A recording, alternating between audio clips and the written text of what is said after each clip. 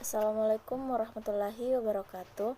Perkenalkan, nama saya Nur Aulia Alna dengan nomor stambuk F2020011135 dari kelas A3 jurusan S1 Farmasi. Dalam video ini saya akan sedikit menjelaskan tentang reaksi-reaksi alkil halida dalam mata kuliah kimia organik dengan dosen yaitu Ibu Citra Dewi, S.Farm, M.Farm. Dalam reaksi-reaksi substitusi nukleofilik ada SN2 dan SN1. Pada kimia organik maupun anorganik, substitusi nukleofilik adalah suatu kelompok dasar reaksi substitusi di mana sebuah nukleofilik yang kaya elektron secara selektif berikatan dengan atau menyerang muatan positif dari sebuah gugus kimia atau atom yang disebut gugus lepas atau leaving group. Contohnya di samping adalah reaksi substitusi nukleofilik, yaitu gugus karbonil pada sebuah keton melalui substitusi dengan senyawa bergugus hidroksida. Pada contoh ini terbentuk senyawa hemiasetal yang tidak stabil. Bentuk umumnya reaksinya adalah NuO sama dengan ditambah Rx menjadi Rnu ditambah X. Menurut kinetikanya, reaksi substitusi nukleofilik dapat dikelompokkan menjadi reaksi SN1 dan SN2. SN1 substitusi nukleofilik unimolekuler. SN1 merupakan reaksi dengan dua tahap reaksi, yaitu ikatan antar karbon dengan gugus putus secara heterolitik karena pengaruh kepolaran pelarut dan menghasilkan ion karbokatin ion positif. Karbokatin bergabung dengan nukleofilik menghasilkan suatu produk. Contohnya adalah di samping reaksi SN1 substitusi nukleofilik unimolekuler. Pada reaksi SN1, kecepatan reaksi hanya bergantung pada konsentrasi substrat dan lebih menyukai nukleofil netral. Bila karbon yang mengikat gugus pergi bersifat asimetris, maka dihasilkan campuran rasenat. Kecepatan reaksi terbesar terjadi alkil halida tersier, kemudian sekunder, dan terakhir adalah alkil halida primer. Selanjutnya saya akan menjelaskan tentang SN2 atau substitusi nukleofilik bimokuler. Nukleofilik menyerang dari balik gugus pergi L pada saat keadaan transisi nukleofilik dan gugus pergi terikat secara parsial pada atom karbon di mana terjadi substitusi. Pada saat gugus pergi meninggalkan atom karbon dengan membawa pasangan elektron ikatan, nukleofil memberikan pasangan elektron ikatan dan menghasilkan produk tersubstitusi dengan konfigurasinya inversi terhadap substratnya. Berikut adalah contoh dari substitusi nukleofilik bimokuler. Secara umum dapat dikatakan bahwa pada SN2 mengalami kecepatan reaksi tergantung pada konsentrasi substrat dan reagen dalam dan lebih menyukai nukleofil bermuatan atau anion.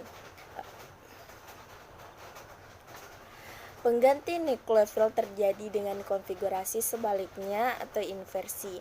Kecepatan reaksi SN2 terbesar terjadi pada substitusi pada alkil halida primer dengan alkil terkecil. Kemudian alkil halida sekunder dan paling lambat adalah alkil tersier. Perbandingan antara SN1 dan SN2 adalah yang pertama, substitusi nukleofil pada alkil halida primer hampir selalu mengikuti mekanisme SN2 dan pada alkil halida tersier hampir selalu SN1. Yang kedua, substitusi nuklofil pada alkil sekunder bisa mengikuti SN2 dan SN1 tergantung kondisi reaksinya. Bila reaksi dilakukan di dalam pelarut polar yang terdapat terprotonasi akan mengikuti SN1 dan dalam pelarut tidak polar mengikuti SN2. Yang ketiga, SN2 memerlukan elektrofil kuat yang dapat mendorong elektron lebih besar. Maka nukleofil bermuatan negatif lebih disukai. Misalnya saja OH menuju HOH dan RO menuju ROH. Selanjutnya pada reaksi-reaksi alkil halida terdapat reaksi-reaksi eliminasi E2 dan E1, yaitu reaksi kriman dua substituen dari suatu molekul. Pada dasarnya, reaksi eliminasi dapat dianggap sebagai kebalikan dari reaksi adisi. Eliminasi yang ditandai dengan perubahan reaksinya menjadi satu rangkap kecil melalui ikatannya dengan ikatan kecil seperti udara, yaitu HCl dan HBr. Pada umumnya, reaksi eliminasi mengikuti aturan side first atau side safe menyatakan bahwa atom H yang tereliminasi merupakan atom H yang terikat pada atom karbon yang paling sedikit mengikat hidrogen, yaitu yang makin miskin makin miskin. Berikut adalah contoh reaksi eliminasi. Suatu reaksi di mana substrat kehilangan unsur dari molekul kecil seperti HCl, H2O, atau Cl2 selama reaksi pembentukan produk.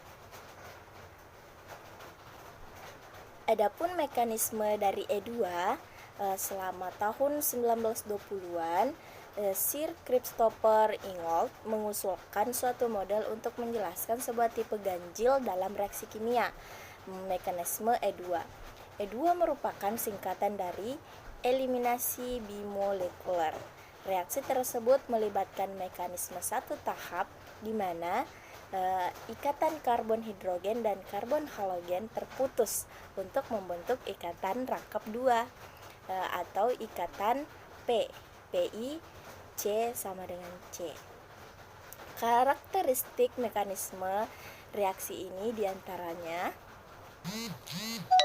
berikut adalah contoh mekanisme E2. Selain mekanisme E2, terdapat pula mekanisme E1. E1 adalah suatu model untuk menjelaskan jenis tertentu dari reaksi eliminasi kimia. E1 merupakan singkatan dari eliminasi unimolekuler. Penentu laju reaksi adalah konsentrasi substrat pada tahap ionisasi atau pembentukan ion karbon dioksida. Reaksi SN1 selalu menghasilkan produk samping S1, begitu juga sebaliknya. Jadi produk-produk reaksi substitusi dan eliminasi dapat lebih banyak dan dapat lebih sedikit. Berikut adalah contoh mekanisme S1. Pada mekanisme S1, zat antara karbonium terbentuk cukup lambat sehingga berperan sebagai penentu laju reaksi. Adapun contoh reaksi-reaksi eliminasi S1 dan E2 dapat dilihat pada slide. Demikianlah sedikit video penjelasan tentang reaksi-reaksi alkil halida. Lebih dan kurangnya mohon dimaafkan. Wabillahi taufiq wal hidayah. Wassalamualaikum warahmatullahi wabarakatuh. Terima kasih telah menyaksikan.